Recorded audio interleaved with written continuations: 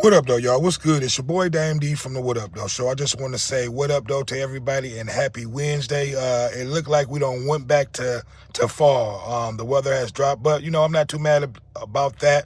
Because these 80s and 90s is definitely been a hot one, especially if you have to work inside of a building.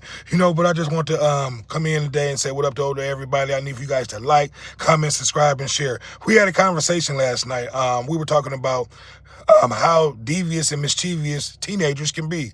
Remember when you were a teenager and the things that you done? We were talking about an incident where a young woman had snuck her boyfriend inside of the house and was caught by her father.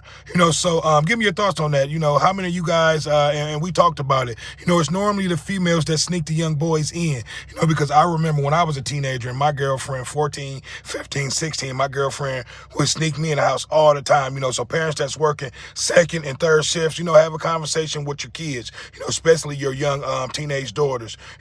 They seem to be the most sneakiest, and the devious.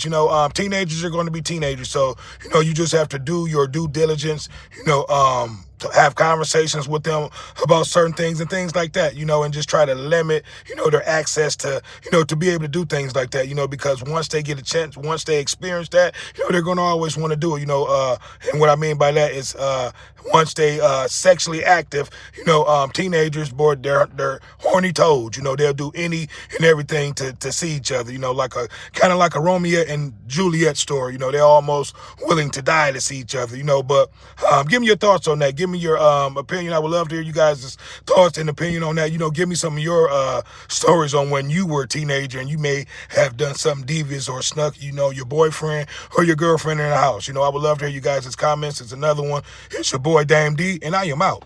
Peace.